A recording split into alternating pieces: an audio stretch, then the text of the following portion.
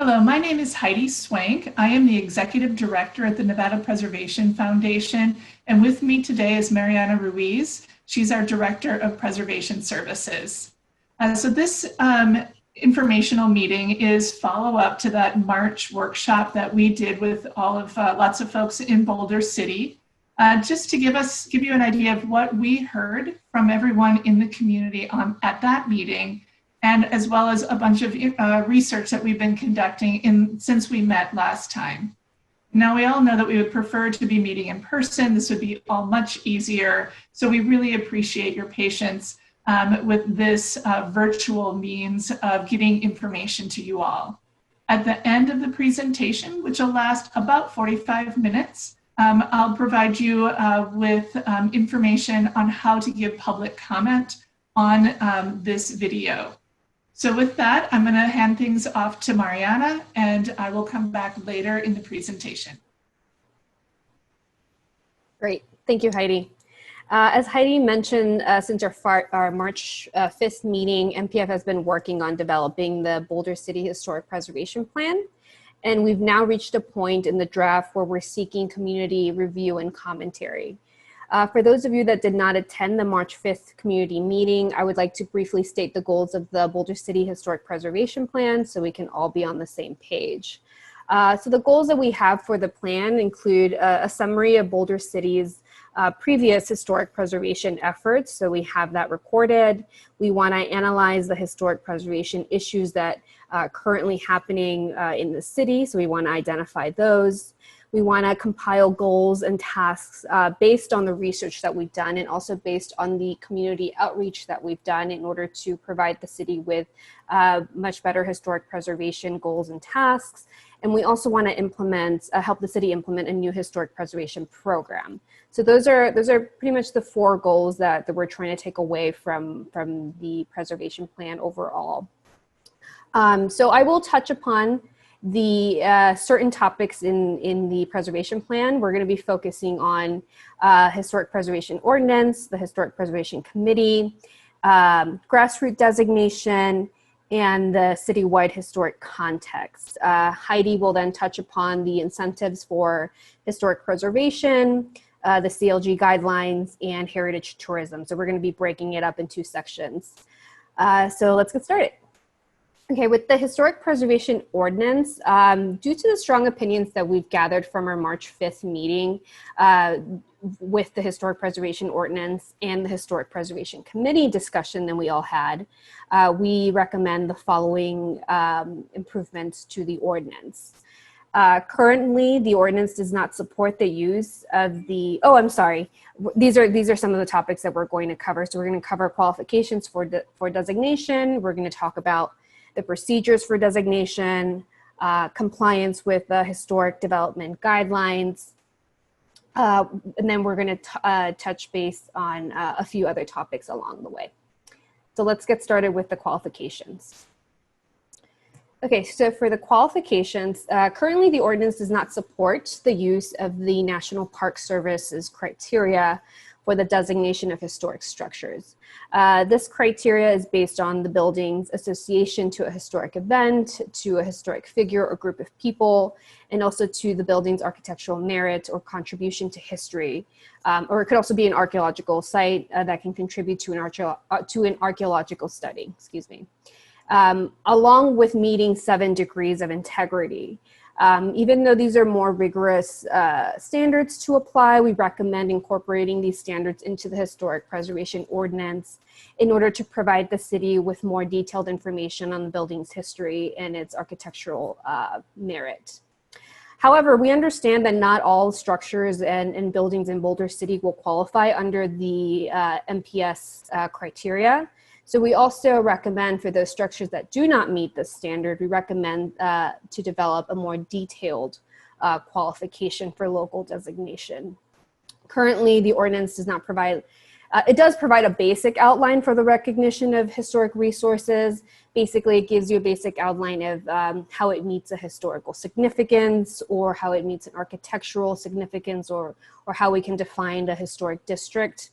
But it lacks an identification of an age threshold. Basically, an age threshold gives you what age of a building it can be before it can be considered historic. Usually at the federal level, we're looking at about 50 years, 50-year-old building, but both Las Vegas and Clark County at the time consider the age of a building to be at least 40 years old before it gets nominated.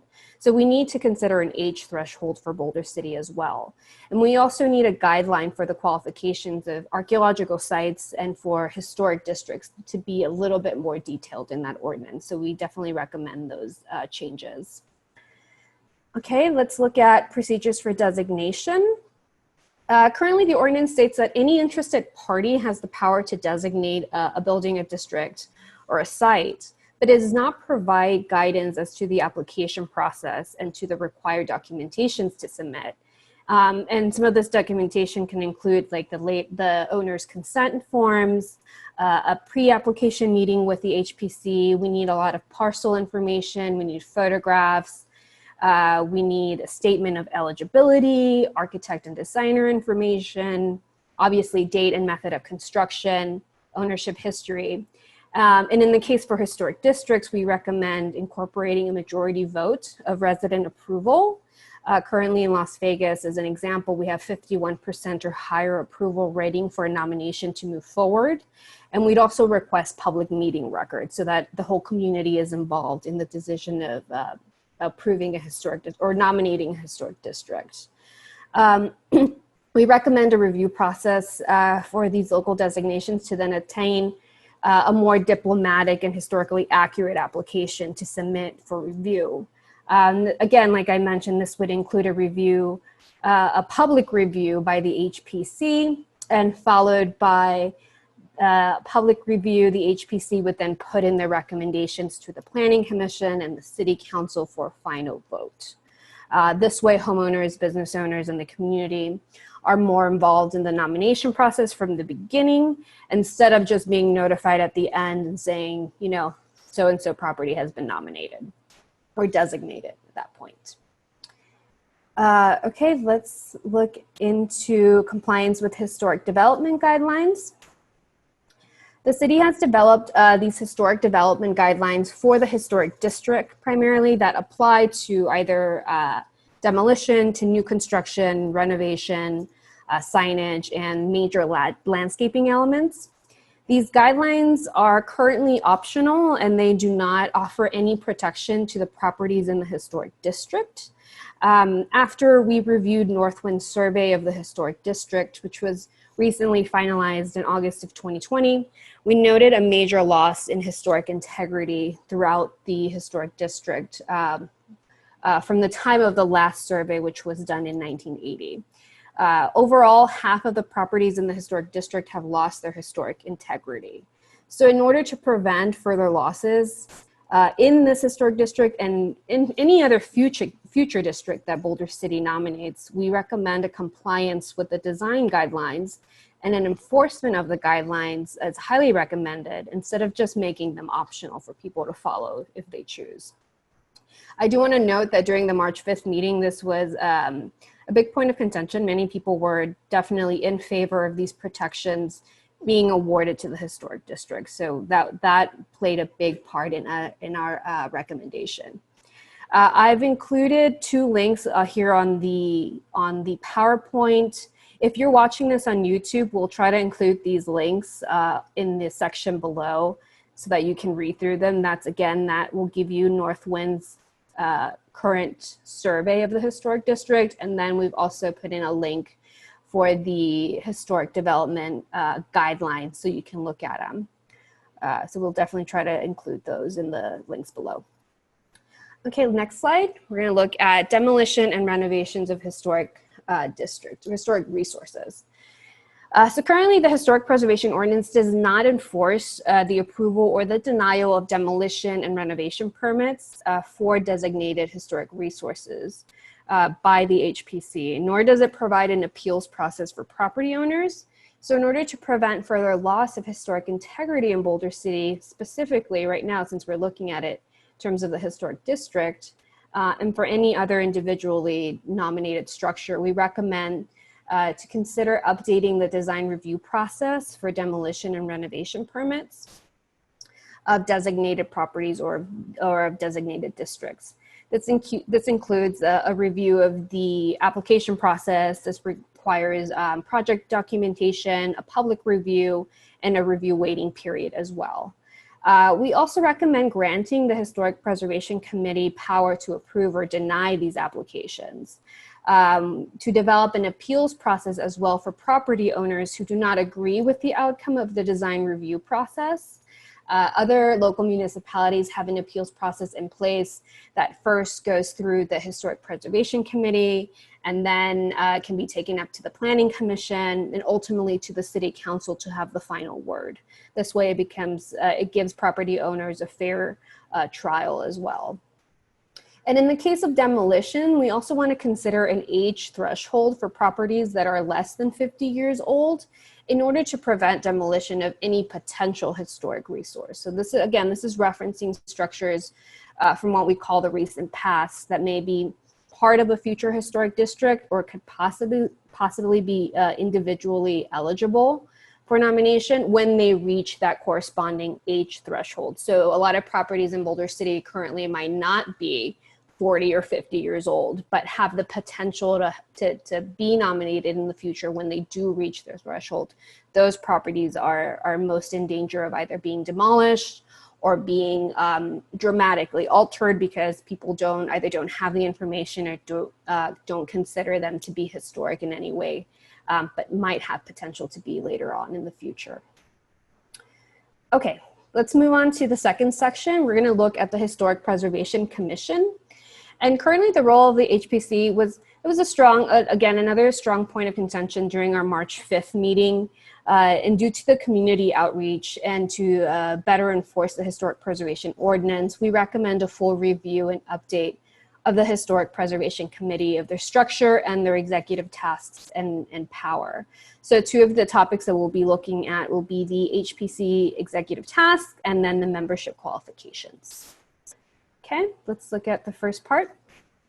So the HPC executive task and powers. So in addition to serving an advisory role that the HPC currently holds, we recommend providing the HPC with executive powers to develop a more rigorous guideline for the designation of historic resources, to approve or deny a building permit or a demo permit for historic resources, and to develop and enforce the design guidelines for any designated historic district.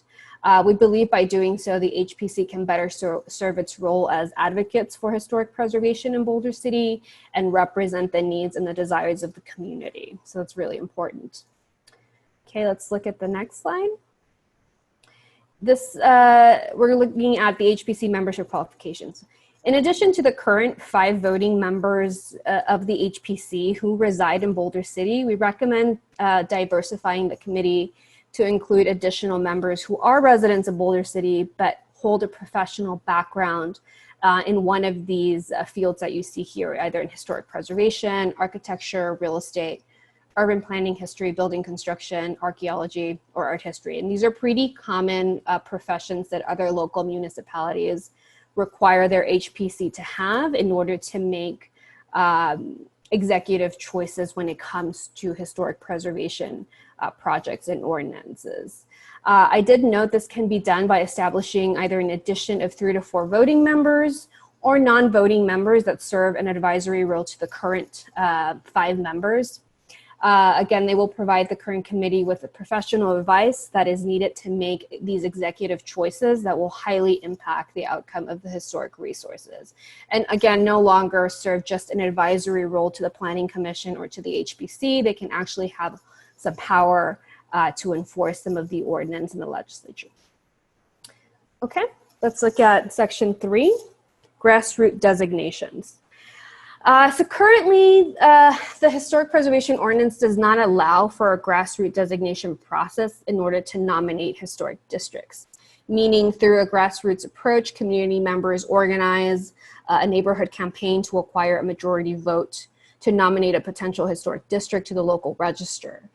This is accomplished through the formation of neighborhood coalitions and by holding public meetings, by canvassing, and by conducting historic research in order to then compile an application and forward that to the HPC for review and for public hearing. Now, according to the results from our March 5th meeting, which for those of you that did join us, Rosie was running that group for us.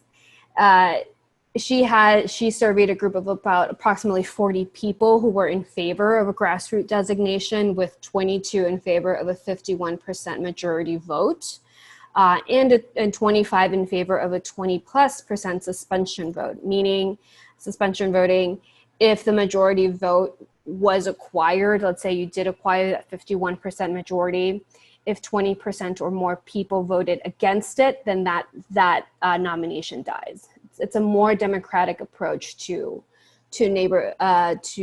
designation of historic districts. And it provides residents with more of a fair designation process, instead of just having either one person nominate the district or a limited group of people.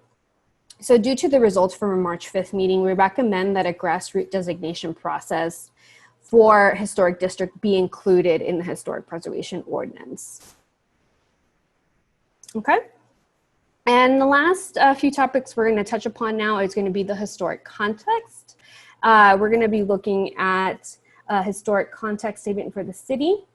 A citywide historic context statement is recommended in order to expand on the current historic district and to develop a complete chronological history of Boulder City up to the present. Historic context statements are not all-encompassing, so meaning they're not all-encompassing histories of a city or region, but they're more so meant to analyze the most significant time periods and themes that contribute to the city's development up to the present time.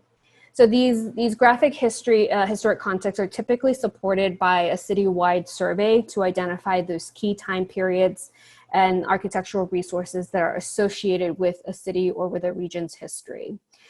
Traditionally, historic contexts are important in identifying significant people, significant events and themes and architectural styles found throughout the city. They're good for evaluating future historic resources, of course, and they provide guidance to the city and to the planning department to identify certain economic development areas. They help, again, identify historic resources, but they also help identify future construction and infill projects throughout the city and where they're most appropriate. At a minimum, we recommend conducting a windshield survey, which is a less intensive survey with minimal documentation, to start a record for a future intensive survey that can be funded with a CLG grant. So windshield surveys can be done with the help of local volunteers, of students, and the local historical society. Additionally, a citywide historic context will be used to evaluate which places should be designated as historically significant, either districts or conservation areas for future local, state, or federal designations. Another similar city to look at, similar in size, and is Palm Springs. Palm Springs was usually known for its mid-century architecture, but most of the time people forget that they have this great history of the Spanish Revival architecture as well, which seems to be sometimes forgotten or not acknowledged as strongly as its mid-century architecture. This is why a citywide historic context is important in order to get the whole story. And in the case of Boulder City, to move past not just the origin story, but to obtain the history of the mid-century and later. Okay, let's look at the last section here. This is what we're calling the recent past. So given Boulder City's development through the Boulder Canyon Project Act in 1931 and its official incorporation in 1960, much of the city's architecture does stand outside of the historic district. And it's derived from what we call the recent past, a term that refers to those, to any building or structure that is less than 50 years old. Generally, a resource is considered for historic eligibility if 50 years have passed since its original construction. So in conjunction with a citywide context statement and a survey, an identification of resources from the recent past will help shine light on potential historic resources that may contribute to the history of Boulder City, such as mid-century architecture, which we're looking at architecture from the post-war up to the 1960s. And we're also looking at postmodern architecture, which takes place from like the 1960s. And we're looking at structures up to the 1980s. These buildings, as I mentioned before, are usually at risk for being demolished or altered beyond recognition due to their misunderstood history. In order to retain these buildings for future designation, we definitely recommend designating that age threshold again regarding the eligibility of potential historic or cultural resources. And we also recommend keeping an updated list of potential resources on record. Again, this is where that windshield survey comes in handy because you are starting to document which buildings and which neighborhoods could possibly be eligible, even though they haven't reached that 40 or 50 year minimum. We recommend considering establishing conservation areas. So basically a conservation area is an area of buildings or structures that may have the potential to become historic districts in the future, usually after they reach their age threshold. But by creating these conservation areas, you can keep an eye on certain neighborhoods or certain structures that may acquire historic designation in the future. They don't have those protections yet, but at least they are on the city's radar in case any other future construction happens around them or infill projects, at least the city knows about them. That's definitely very important.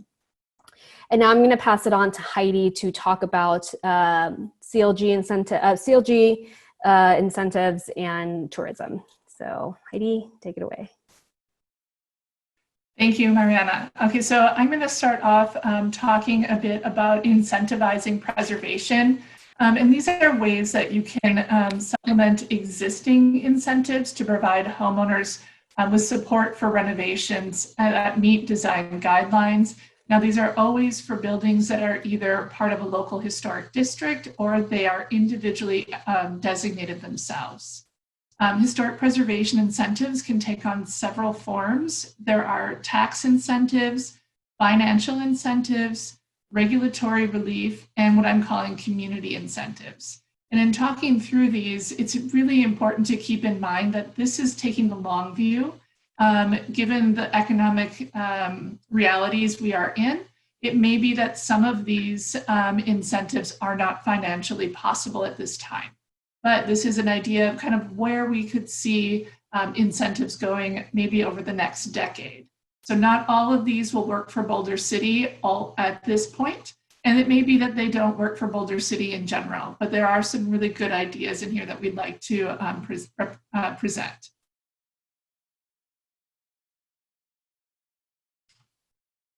Okay, so starting off with tax incentives, and each of these examples are drawn from a different city across the country or a city across the country. So in terms of property taxes, there are places like San Antonio that have a property tax freeze for 5 to 10 years for substantially renovated structures. Now, one of the challenges here in Nevada is that for our older homes, we have a steep depreciation on houses as they age. And so it's very difficult to have any kind of property tax abatements or freezes on residential properties. It's not impossible, but it's a little difficult. So that's something to keep in mind. Our property tax structure also in Nevada is undergoing some challenges at this time, and so may not be the appropriate source for incentives, but it may be appropriate in, say, 10 years. In addition to the property tax freeze, it is also possible to have a local waiver of sales tax on the purchase of construction materials if at least 30% of the materials are used for exterior work. So here, at least you're saving, much like a nonprofit, saving on sales tax. This is something that Denver does in order to incentivize preservation. Another tax incentives could be similar, going back to the property taxes, is that property taxes are not applied to the value of a structure that increased post-rehabilitation for about 5 to 10 years.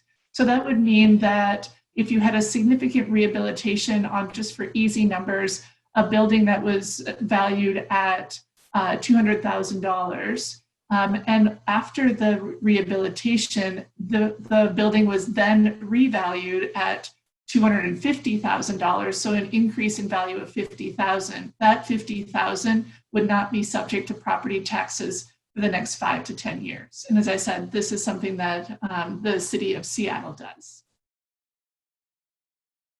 So the next are financial incentives. This is a particularly innovative one, I think, is that designated structures can receive a loan for exterior renovations at 2% below prime with a 7-year payback. And this is done in Roanoke, Virginia. And this was a collaboration between the city of Roanoke, local banks, as well as a local historical society, who all worked together to make this program work in order to get low interest loans out to homeowners. There's also the possibility of a grant program, such as the one that the city of Las Vegas has. And that's a $5,000 grant for designated structures with a 1-to-1 match. So if you put in $5,000, you can get the city to match that up to $5,000. And you can also make this easier to plan for by making it a competitive grant process and capping the total amount that's given out each year. So you could say you have $20,000 or you have $30,000 a year that you could give out in grants. And once that is spent, it's spent for the year. And that allows the city to do a lot more planning that way. One particularly interesting approach was in Aspen, Colorado. Any owner of a home or a property who just individually volunteers to put their home on the local register of historic places is just given a $2,000 check. No strings on that, so that seemed a very interesting way to go forward. Now again, a lot of this, especially the second two options or programs, would require cash up front on the part of the city, which may not be possible right now, but it may be something that Boulder City would want to look to in the future as a goal. Now, some really interesting things have been done in regulatory relief. So there are multiple cities that allow for the waiver of certain building codes for historically designated buildings, as long as those waivers do not cause a public safety concern. So this is a very interesting idea because often trying to get a building to meet code is one of the biggest hurdles we face here in Nevada. Such waivers are retroactively revoked should a building's designation be removed for any reason. So if you designate a building in 2020, or you undesignate a building in 2020, and it had received a waiver of a code, of a building code from 1985, that owner, once the designation is removed, would have to go back and bring the building back up to code from that 1985 waiver they received. So it gets revoked retroactively.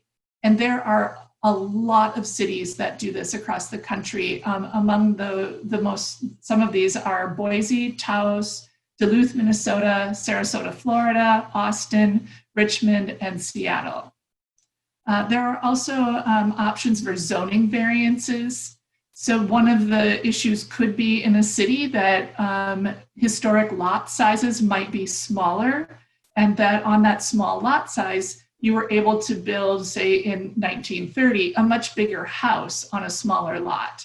Well, now we have this small lot and something has happened to the home and it has burned down and it's been demolished, and we have an empty lot, and current code only allows for a much smaller house on that small lot than was originally built, making it less and less attractive for someone to come in and put an appropriate size house on that lot.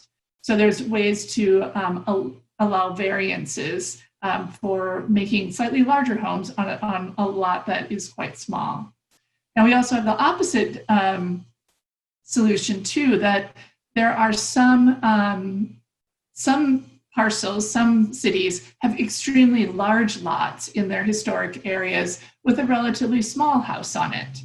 And so some zoning variances will allow for the building of a compatible accessory building that would allow the owner to generate rental income. So building a casita at the back of a very large lot would generally not be, may not be allowed, but they get a zoning variance in order to put that home back there, that the owner can then generate rental income and can also then generate some income to help with the upkeep of the building. And the couple of cities that do this are Roanoke and Sarasota.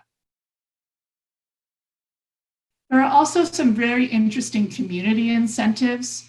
So easement programs are kind of a complex program, but this might be something that the city might want to look into. So basically what happens with an easement program is that an owner would come to the Historic Preservation Committee and grant them oversight of their property, so that they would have to check in with the HPC maybe once a year, maybe twice a year, and go through that whole process of making sure that they are maintaining the historic integrity of the building.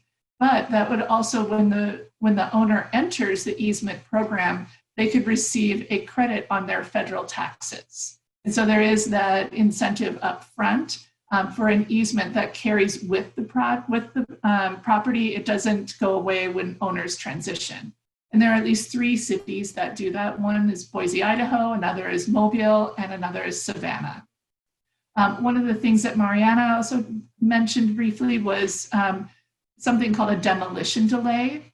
And this is pretty common to have a demolition delay for 30 to 90 days for the proposed demolition of any historic structure. I mean, this is a very common way to ensure that there is public input given on the demolition of a historic structure, and also just to make sure that everyone sits for a second, takes a breather, and makes sure that that the demolition is the correct solution for that parcel. So Dallas and Denver and a whole bunch of others, I tried to pull out ones from the West, but a whole bunch of other cities have demolition delays. This is very common.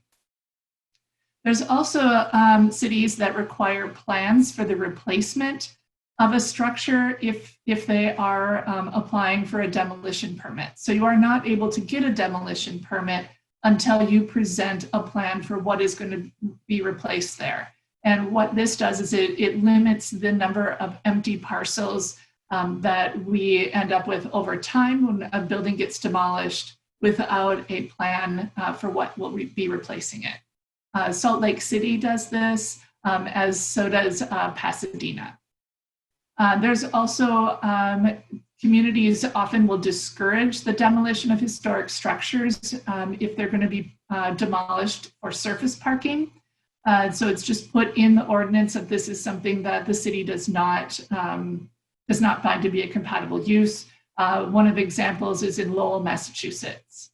There's also a lot of other possibilities out there, not just in community incentives, but in general in incentivizing preservation. So you can build up, incentive packages that can be used to incentivize the creation of historic districts. You can kind of mix and match these pieces.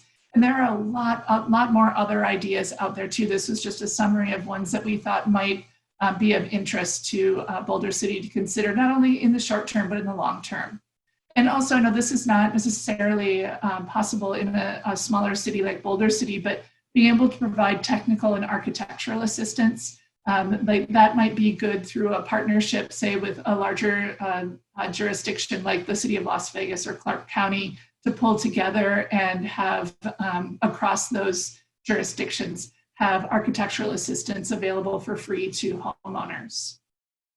So with that, I'm going to move from incentivizing preservation to talking a little bit about the certified local government. So Boulder City is one of our 2 very new certified local governments, which is really exciting because we just don't have enough of these in Nevada yet.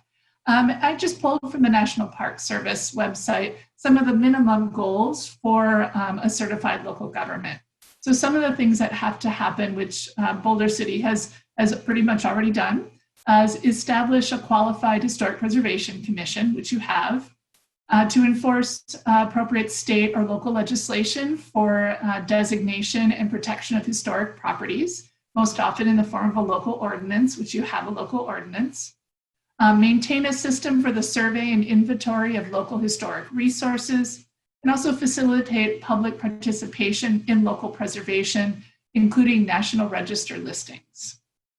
The other CLGs in Nevada are Reno, Carson City, Story County, Las Vegas, and Winnemucca. And Winnemucca is the other new member of the CLG family in Nevada. Now, there are some key areas that the State Historic Preservation Office, or Shippo, puts out as far as Nevada's maintaining the CLG status in Nevada. So, and these include opportunities for public engagement and participation, which Boulder City does very well. A preservation ordinance that reflects local values. You have a preservation ordinance, you're revisiting it, and Mariana talked a lot about that. Local designation processes and local design review, which Mariana also covered. So I'm going to talk a little bit about Historic Preservation Committee education and outreach, a system for survey and documentation of historic resources, and engagement and reporting to the Nevada Shippo. So as for the certified local government, we know that the interaction there is with the Historic Preservation Committee. Now, I know there are some things that are already being done. I know that Boulder City received a grant through Shippo in order to send the committee to the NAPC conference. That's the National Association of Preservation Commissioners, which is an amazing resource and an amazing conference to go to. I go to it too, it's great.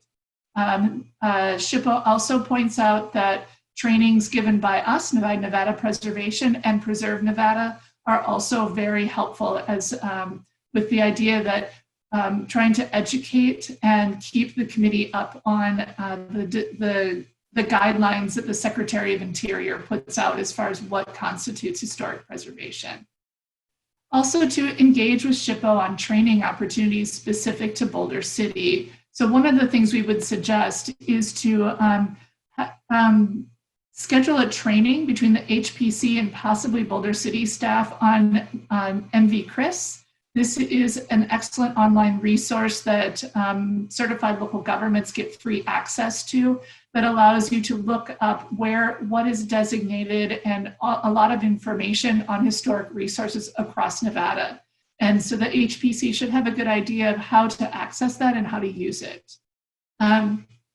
Also develop processes for the HPC to consult on state and federal projects in Boulder City, even if that is as simple as requiring that there's an annual presentation to them, just to make sure that there is that ongoing dialogue between the HPC and our state and federal partners. I think it's really important as a new CLG to attend other HPCs and other CLG communities, looking at where all of our CLGs are located. That pretty much leaves the Boulder City HPC visiting with the Las Vegas HPC at this point. Maybe once we're able to travel again, it would be a good idea to visit some other HPCs. It could also be that during this time, many of these HPC meetings are online and able to be watched. So we would really recommend that the HPC take some time to figure out what other CLG communities and how they could possibly access and get exposure to how those HPCs work. Now, one of the important pieces really is to start to build that next generation of historic preservation commissioners. So we recommend that HPC commissioners go and speak at local schools, hold kid-friendly events during May. I know that you all do some great events during Historic Preservation Month in May. And so making sure there are some kid-friendly events that can excite kids around historic preservation and historic resources. Also partner with the local AIA on events in order to be able to pull in some architects and get them interested in historic preservation and historic resources and possibly get them onto the Historic Preservation Commission. We would also recommend that the HPC designate a subcommittee to maintain a list of potential future commissioners so that there's an idea of when someone is about to term out, or if there is any other kind of vacancy on the commission, you're not left scrambling to try to find someone to fill the spot, because you've already developed a list of folks that you've talked to and that you've been kind of bringing along as far as growing that next generation. It's also important to develop a system for the survey and documentation of historic resources. So Mariana has talked about this a bit already, but it's super important to develop a historic resources survey plan. As she pointed out, if there isn't the budget for a in-depth survey, a reconnaissance level survey, a windshield survey, just to chart out what was built where and when, can be done less expensively and often with the assistance of volunteers. But I think once you have an idea of what was built where and when, it's a good idea to develop a priority list. And now how that priority list is organized is really something that the community needs to decide. And I'm just going to present some options for how you could organize your priority list. You could start with your older buildings and potential districts first. So things that are just outside of what was designated before as far as age. You could start there and use that as a way to systematically work your way through your older neighborhoods and older historic resources. Or you could look at areas that are significantly more distressed or are in danger of becoming distressed. So are there areas that just could use that boost of public investment and public attention in order to kind of bring them up again? And that might be, and then you could set up a list of areas that you would work your way through based on the distress kind of level of each of these areas or resources. You could also look at places, so either individual resources or districts where the owners are primed for historic preservation work. Do you have a group of houses that have a group of maybe 10 people or 8 people who are really excited about becoming a historic district and would like to become a historic district? And maybe that is where you start focusing on your work. And then you go to the next group that's ready to put in some work and collaborate with the city on designation. Now, whatever you decide is your priority list and the organizational structure for your priority list, it will need to be reviewed from time to time every few years. Now, and Mariana spoke about this too, that reconnaissance level surveys, they're expensive, but you should be looking at those priority areas. So look at ways in which public involvement could help out. If you hire a firm to do a reconnaissance level survey, require that they work with local volunteers, require that they work with the architecture department at the local university. So find ways in which you can get a reconnaissance level survey done at a lower price.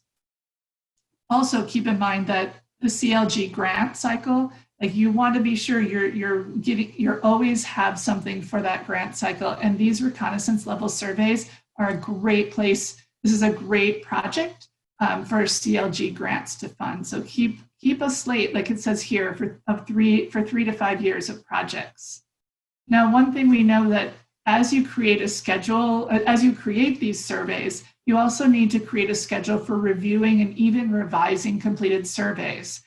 We want to make sure that there isn't a decades-long gap in between surveys, because then it gets any undermining of historic integrity gets too far down the road before we can kind of take a check and see if maybe we need to make some changes in order to either stop any further deterioration of historic integrity or incentivize ways to reinvest in the community and bring back that historic integrity.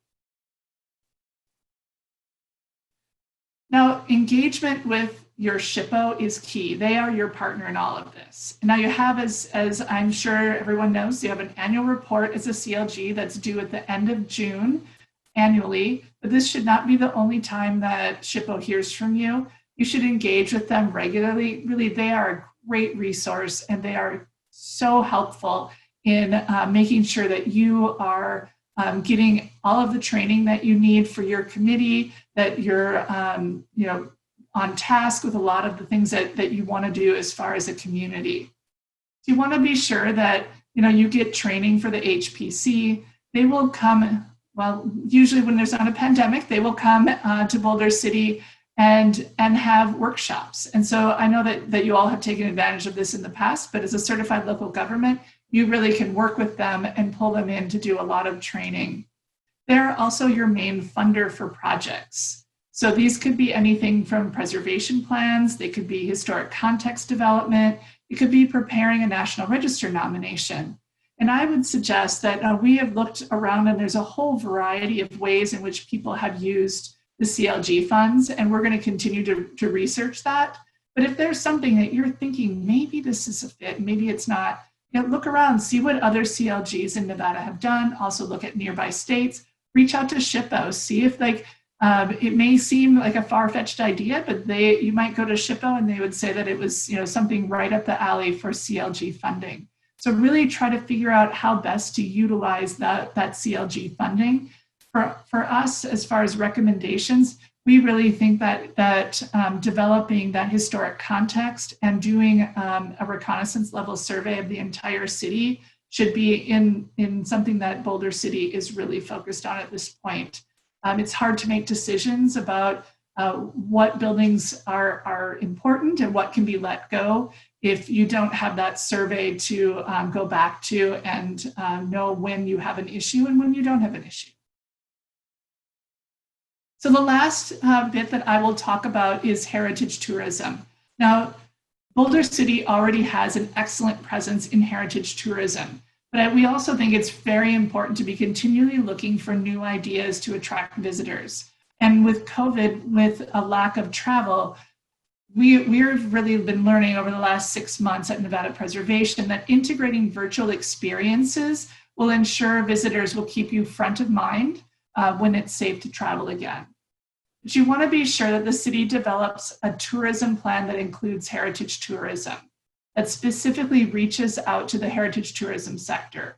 We know that heritage tourists stay longer and spend more and bring more people with them when they come to visit locations. So be sure that you are including heritage tourism in any tourism plan that is put together by the city, by the local chamber, anyone who's doing that. And also that you should focus not only on your visitors, but also on the residents and opportunities for the residents to be able to participate, and also for the city itself, what's good for the city and what benefits the city as a community. And you want to select a broad but cohesive story around which to focus your plan. And I think it's easy in many ways in Boulder City. It's the Hoover Dam project, right? That is really where you came from. But just as Mariana said, that we need to not only focus on that origination story, but all of the chapters that came out of that, all of the catalyst that the Hoover Dam was and what has happened beyond that. And be sure that we're pulling in different sectors of tourists and visitors and residents, depending on the era of architecture and the different stories that they're most interested in. And we also would suggest that you become a Main Street town. So the Main Street program started in Nevada in 2017, and it's a program that's linked to the National Main Street Organization. And they provide training and grants for historic preservation and economic development. And they think that there are a lot of things that Boulder City could learn from that national conversation with the National Main Street Organization on how to tell your story in a way that will pull in people who are visiting from the Strip. We know that in a normal year, we have about 40 million tourists who come through Las Vegas, and there's no reason why, with the right messaging, a good number of them wouldn't be pulled into Boulder City. Because we all know when people come to Las Vegas, they're always looking for the new interesting thing. And so there's no reason why Boulder City shouldn't be part of that. So with that, I will invite Mariana to come back. Hey. And we just wanted to thank you so much for sitting and listening to what we have been working on for the past few months. Now, what we are asking of you is that you would provide feedback to us. And this will be in the form of a survey that you will receive either through a phone call, an online survey, or a mail-in survey. Because we need to make sure that what we think we heard, we got right before we put it into anything like a plan for everyone to take a look at. So you must, in your September utility mailer, you saw a bit of information asking you to contact Nevada Preservation at this telephone number that you see on the screen, the 855-968-3973, and using extension number 2. So what we're using this for is for a way for you to tell us how you want to give feedback. We know that an online survey isn't for everybody, and so we want to make sure that there are a lot of ways in which you can provide that feedback to us. So what we need you to do is to call that telephone number, press extension 2, and give us the following information. We need your first and last name. We need your telephone number. We need your email address. My apologies, that was my doorbell. And then we also need your mailing address. And then in that, please tell us, would you like a telephone call to talk about your comments from Nevada Preservation staff? Would you like an online survey, or would you like a mail-in survey? So again, call the number 855-968-3973 at extension 2. All right, so thank you so much, everyone, and we appreciate all of your time, and we look forward to hearing from you in the future. Thank you so much. Bye. Thank you.